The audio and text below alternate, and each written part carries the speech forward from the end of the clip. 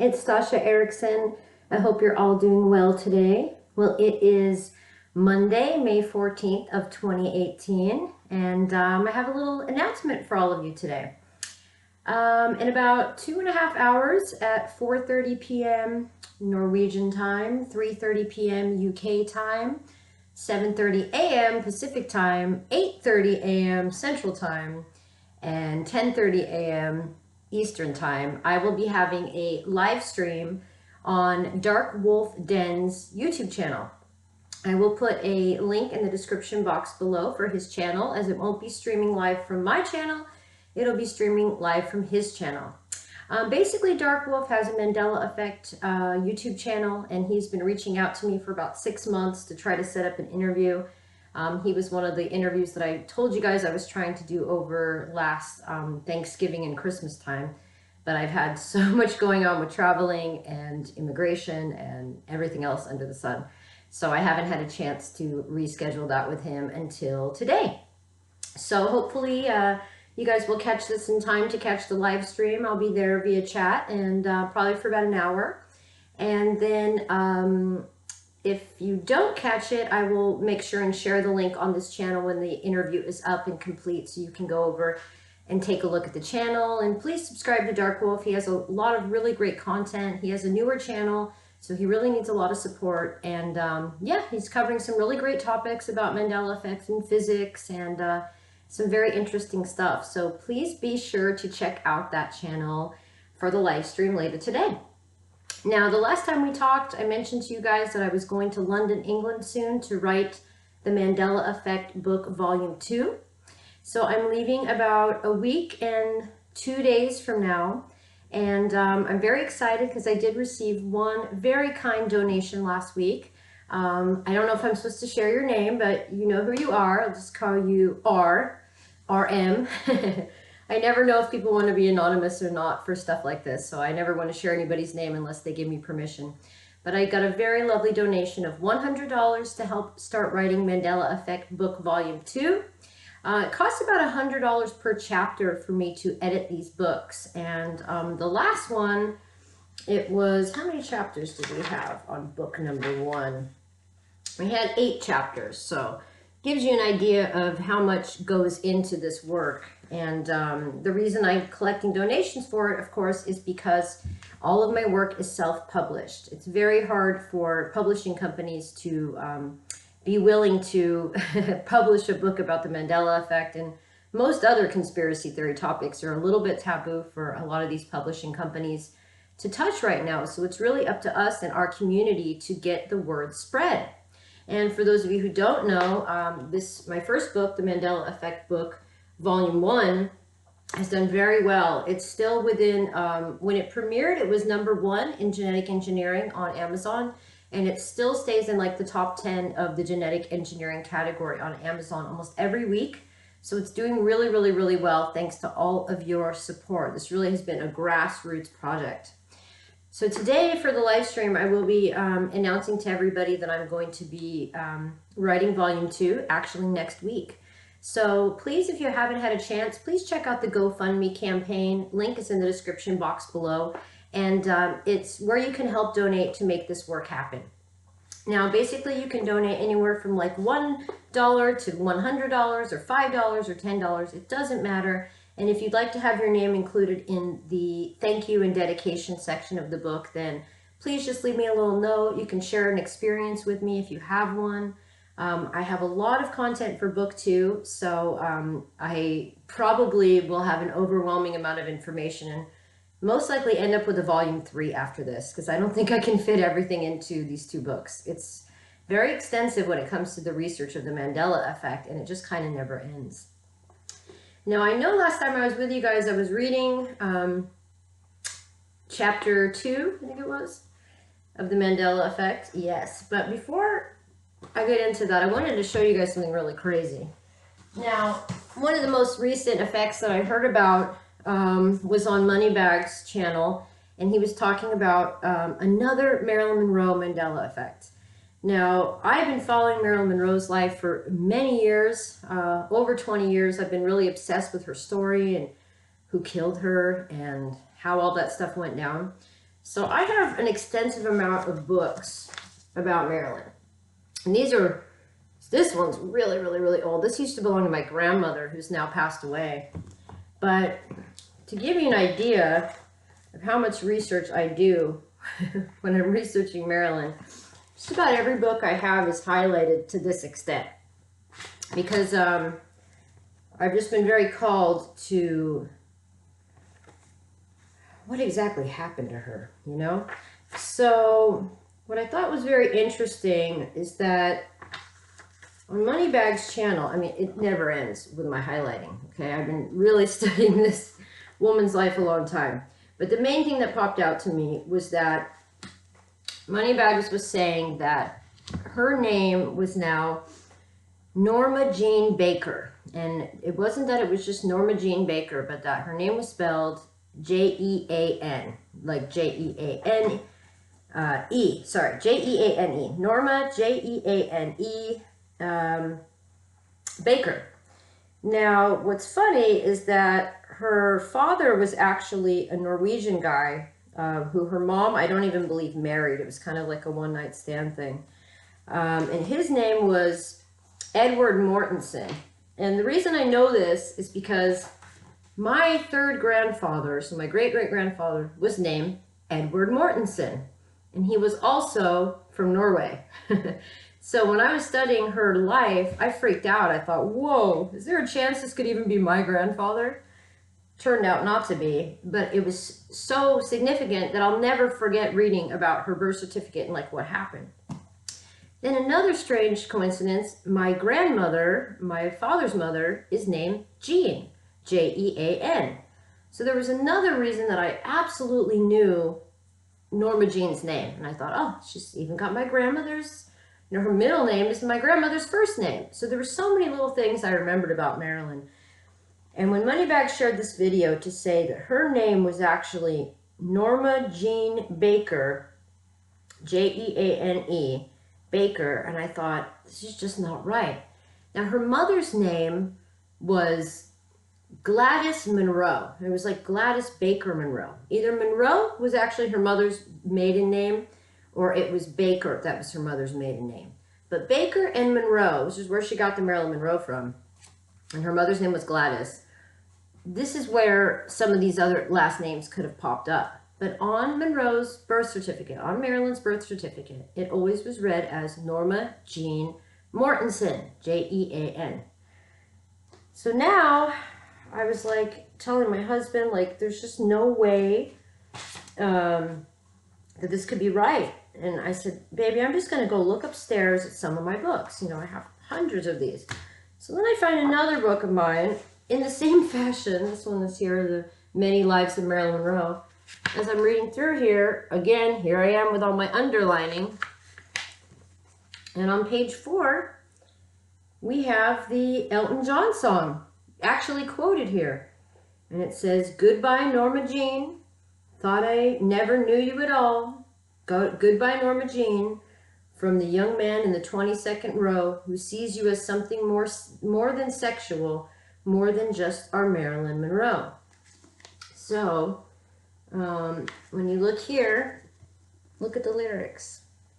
What does that say? Goodbye, Norma Jean. Now, what's even funnier is you look up here. Now we have Norma Jean with an E, and then we have Norma Jean Baker. But it's all on the same page. But don't you think that's a little bit strange? So in this one book, and it's page 15, so you guys, if anybody finds this book online, Many Lives of Marilyn Monroe, written by Sarah Churchwell, on one page alone, we have the multiple changes. So I think that's very strange. So then I'm looking around even more, and up here, it's doing the same thing again. Let's see. Sorry, guys. It's really hard to read this way. Yeah. So we have Norma Jean with an E, J-E-A-N-E, and then we have Norma Jean with a J-E-A-N-E, and then J-E-A-N. Now, This could easily be misspellings, right, guys? No.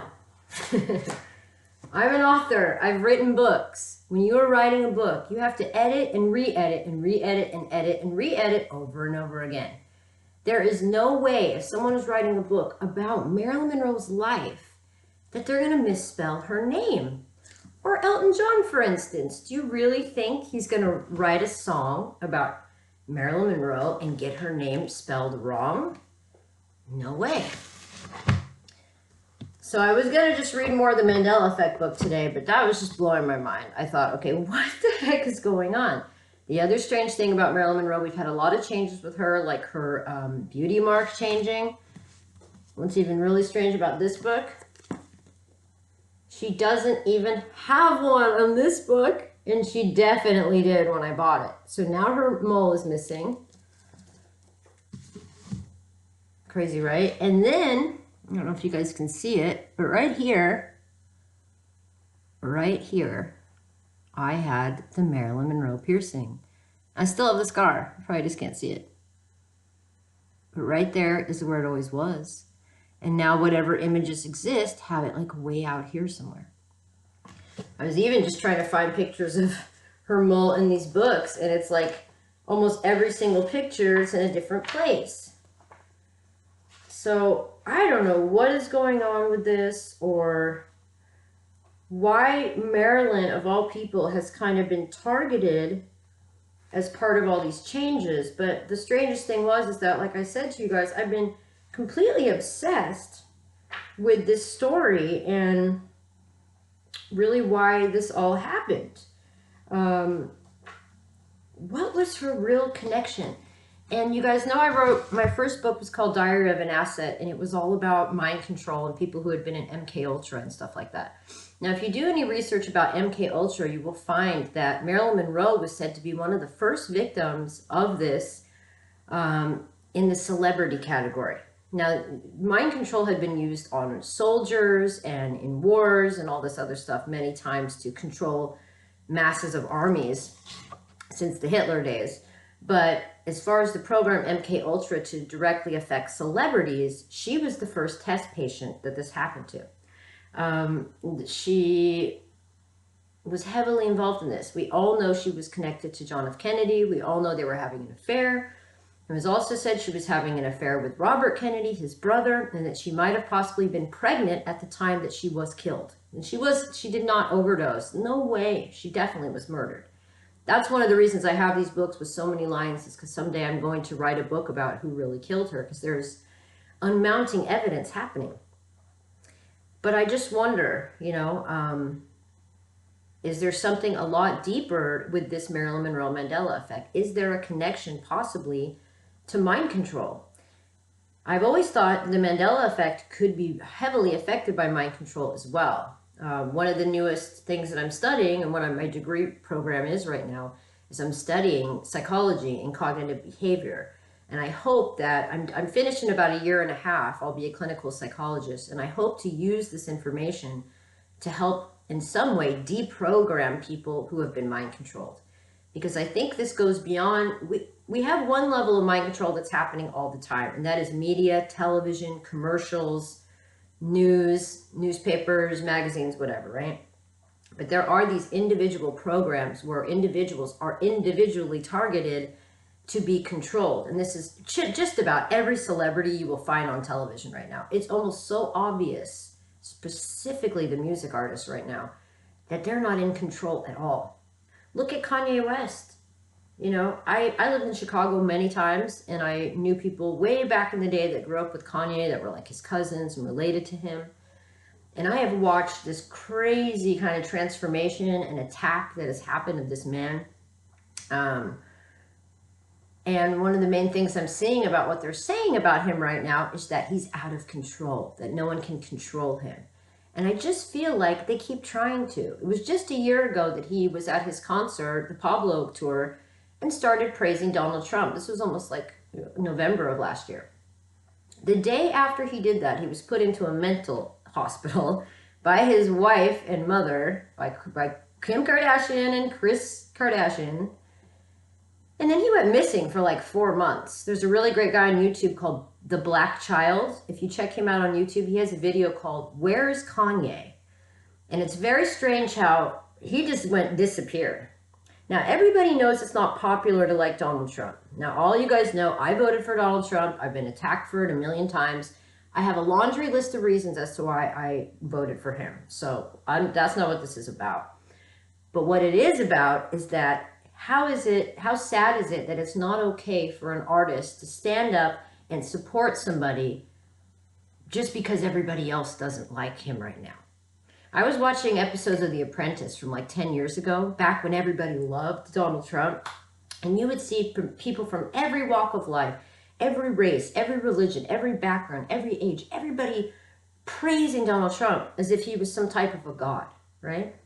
Fast forward 10 years later, and if you even mention that you like this person, especially if you mention that you voted for him or any way, shape, or form of support, you're called a demon. You're called a racist. You're called a white supremacist, all this stuff. And even though we're almost, a year and a half, almost 2 years into the election now, that is really racism and bigotry and bias. That's judgment. It's being judgmental. So if we are such open-minded people, especially those of us in the spiritual community, why are we attacking anybody who has their own opinion? I believe that maybe Kanye West doesn't even like Donald Trump right now. He's just trying to prove that it should be okay for people to have opinions different from ours. So why am I going off on this rant? Fact of the matter is, I believe that Kanye West has been a victim of this mind control as well, and perhaps he's breaking his programming right now. So will we soon see R.I.P. Kanye? Is that the next step? You know what I mean? They can clone and replace him, or they can just take him out. I don't know, but I feel like it's just really intense, this mind control. So was Marilyn Monroe, this is really how this started, was Marilyn Monroe, we all know, was the first victim of mind control. Now, is there a connection to mind control and the Mandela effect? That's really what I'm trying to get at. I've even heard Kanye West making comments about stuff that pertains to the Mandela effect and time travel and all these different things. So is he just being demonized and shut down and called crazy because he's really onto something? Is he acting crazy and out of control because he's trying to break out of being mind controlled and being programmed by his handlers, who are most likely his wife and his mother-in-law? And if you guys don't know what I'm talking about, really do some research about MK Ultra mind control. This is no conspiracy theory. This was started back in the 40s by our government to control people, to control the masses, to control the narrative of the masses and control the narrative of the media. This is going so much deeper than I ever realized with this Mandela effect stuff. And now I know where I finished 2 years of theology and kind of covered all the biblical changes, but now I have to get over to the psychology side of things, because I truly believe as humanity, we are being controlled massively by the media. If, we turn on every day the news to be told what new thing to be afraid of, what new war to be afraid of, what world leader to be afraid of, we're not encouraged to be creative or to think outside of the box or to use our own thoughts or our own free will. No, we are totally told what to do, what music to like, what clothing to wear, what president to support, what political party to be part of. You name it, we are being completely controlled. So I hope that as the Mandela effect unfolds and more things come to the surface, we can get to the bottom of what's really happening out there. Have our minds been controlled to believe that we're seeing changes of the Mandela effect? Or are those of us who cannot be mind controlled, or those of us who have broken out of our mind control, are we the only ones able to see it? Let me know your thoughts in the description box below. Please check out the GoFundMe Mandela Effect Volume 2 donation page, which is also in the description box below. And please check out my live stream with Dark Wolf in about 2 hours from now. And I'll have a link to his YouTube channel in the description box below. Okay, guys, I love you ever so much, and I will be back with more.